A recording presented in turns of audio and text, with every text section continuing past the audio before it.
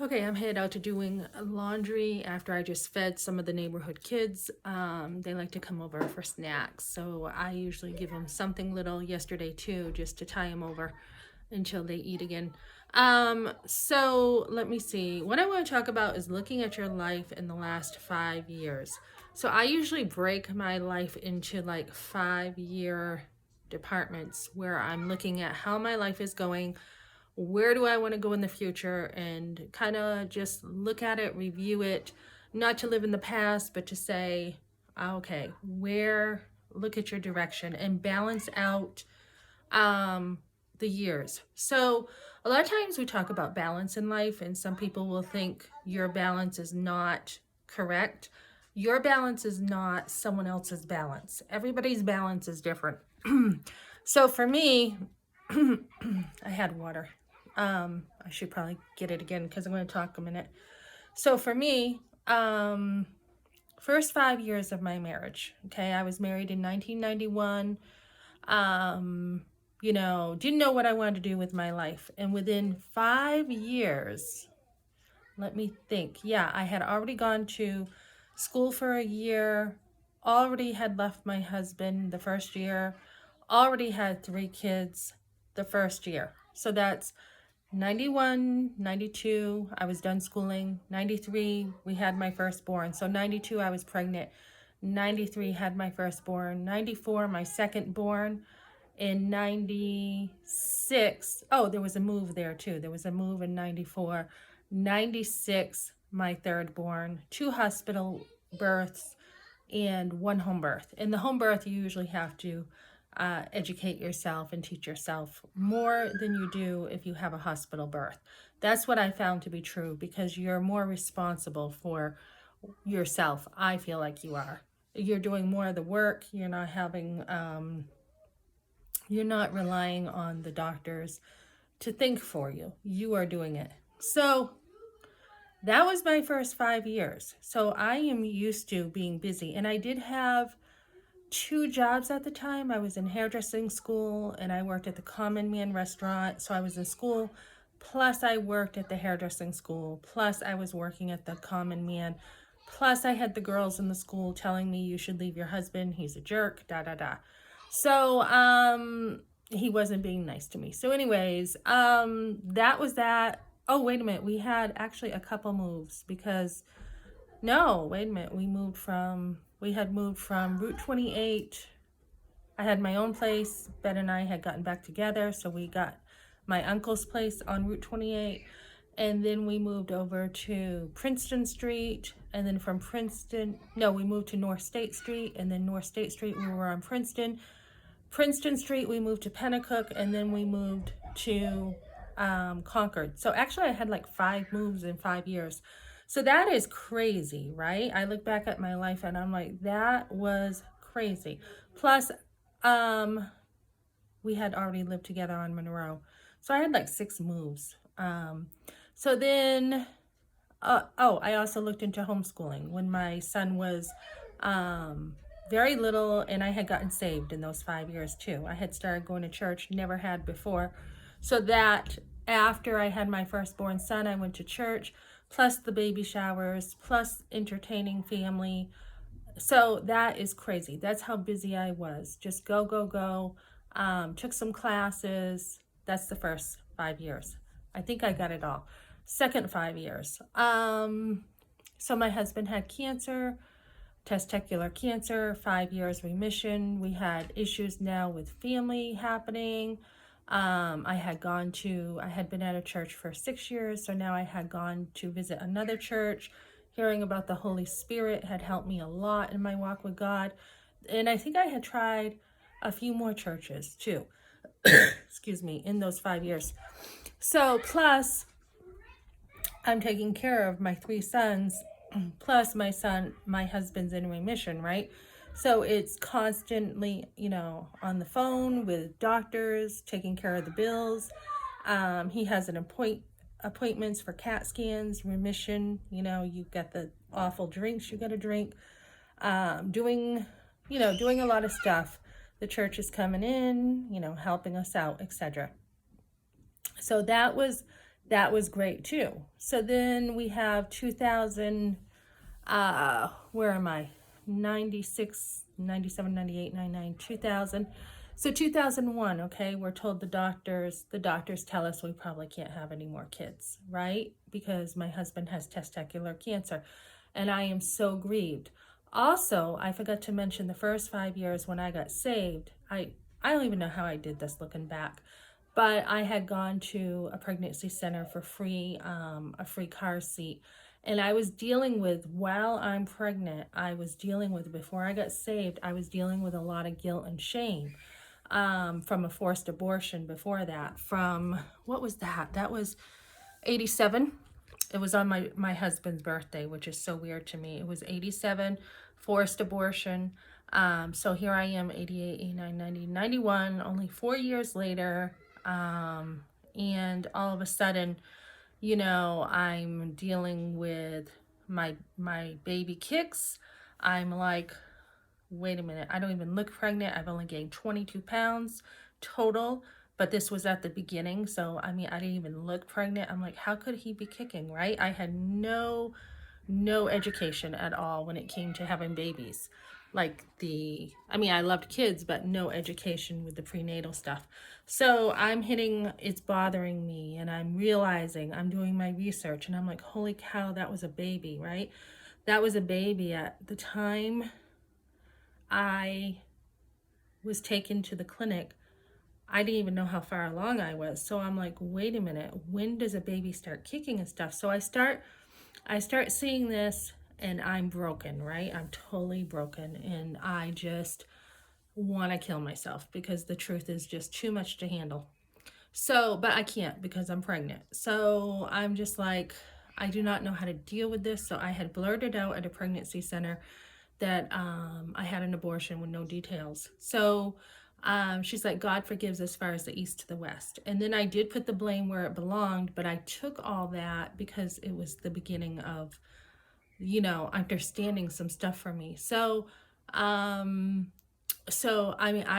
remember crying to God and just like, I couldn't forgive myself, and then I had to accept it. It was like my, what do you call it? Like not a life jacket, life preserve. Like when someone throws you out a tube and you have nothing to hold on to. You have nothing. You come to the bottom, you come to the end of yourself, and you're like, there is nothing. I have nothing, just nothing, right? That's kind of like the prodigal son. I heard a sermon on this yesterday about the prodigal son, in my own study time. And that's kind of how it was for him, right? I mean, he goes and he dishonors his parents. He wants an inheritance. A lot of historical stuff I didn't know. I enjoyed this sermon. That back in that day, if you would have done something like that, your parents would have taken you to the town. You would have gotten beaten. You would have gotten shamed. It was a system of honor and shame, honor and shame. So you didn't do that stuff, right? But this son wanted a third of his inheritance. He wanted it now. He sold everything, and of course, back then, someone who had an inheritance couldn't get the land until the father died. So he basically was like, I want you to die, Dad. So very, very disrespectful son. I guess the town would have basically had a funeral for your son by then and been like, he's dead to me. He's basically dead.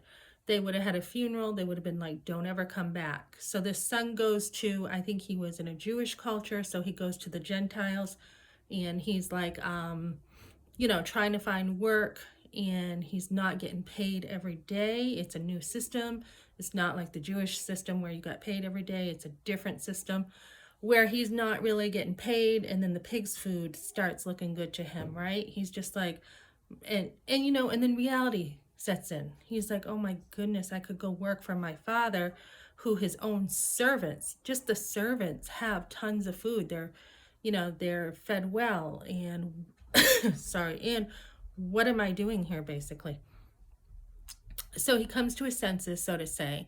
He goes back to his father, and before he even comes back, his father's looking for him. He's watching him in the story in Luke.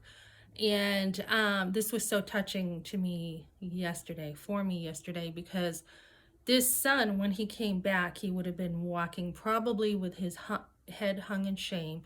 He knew what would be happening. It would be the town, him coming back. He probably would have been beaten again and shamed, or the town would have shamed him. And then if the father showed up, he would have gotten a beating if he was even accepted back home. That's pretty harsh when a guy's already feeling shame and repentful, and then he's getting more on him, right? He's just going to take it. So that's kind of how I felt. That's kind of how I felt when, before I came to God, like the prodigal son. Just, I was so undone, just like total, feeling worthless, total worthless. And that's what happens to women a lot of times when they, when they realize the truth about abortion. They realize it, and they don't have any resource. They don't have any self-righteousness to lean on. They have nothing. They know that there's guilt, and they don't know what to do with it. So luckily for me, before I even had my son, the pregnancy center being there, just being there, and me being able to walk in and being able to wrestle with God, and being able, like, I forgiveness was not part of my vocabulary growing up. You could justify things. I've talked about this, but you don't forgive. So I knew there was a sense of forgiveness needed, accepted God's forgiveness on my own. Just, okay, if God forgives, then I'll forgive myself finally.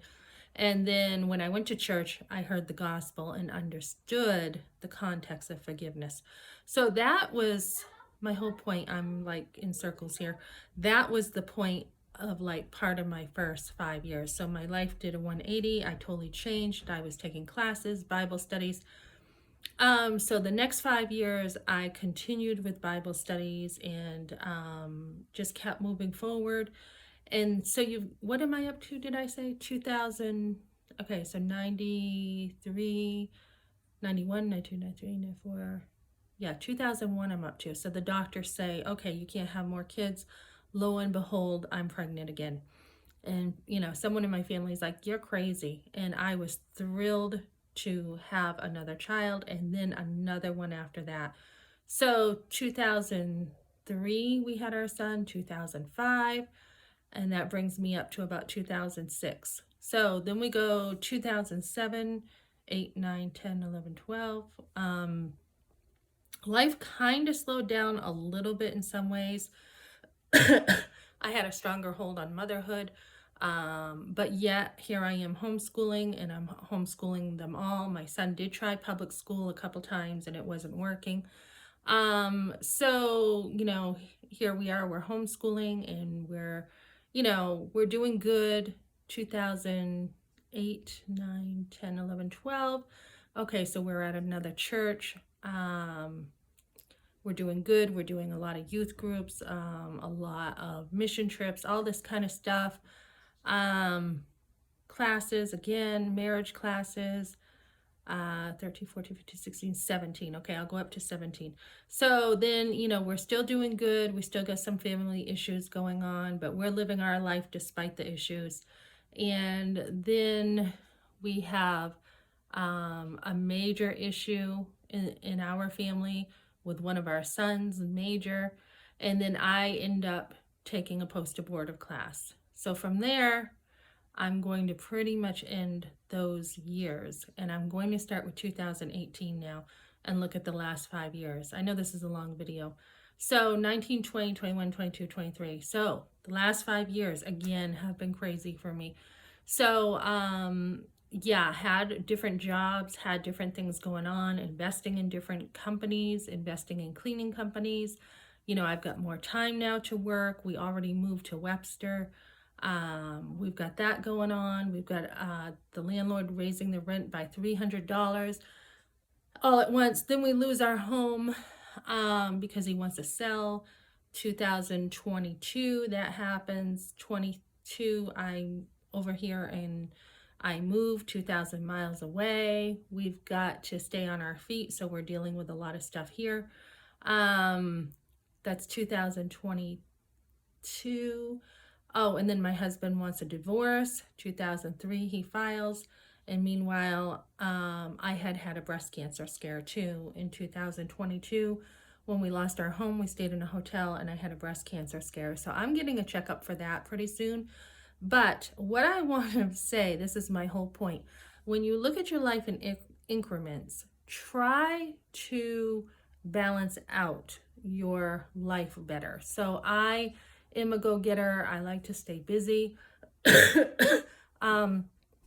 But because I had that breast cancer scare, I'm also watching my stress and taking it easy.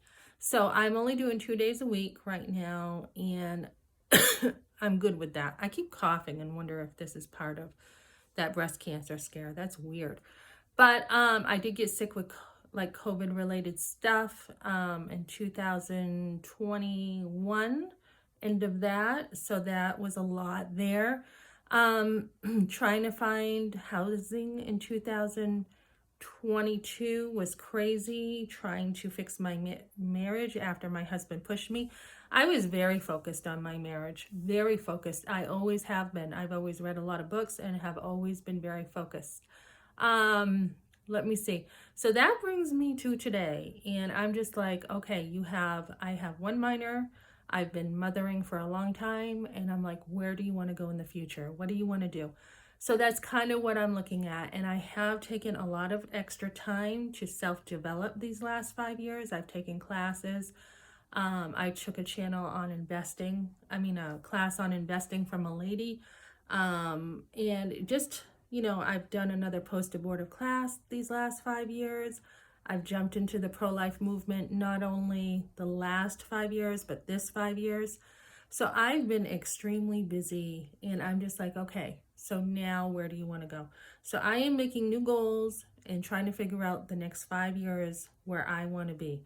So don't worry if like some of your years are busier than other parts of your life. Just try to look back. Whole point of this video, look back and move forward and take direction of where you want to be in life. Okay, thanks for joining me, guys.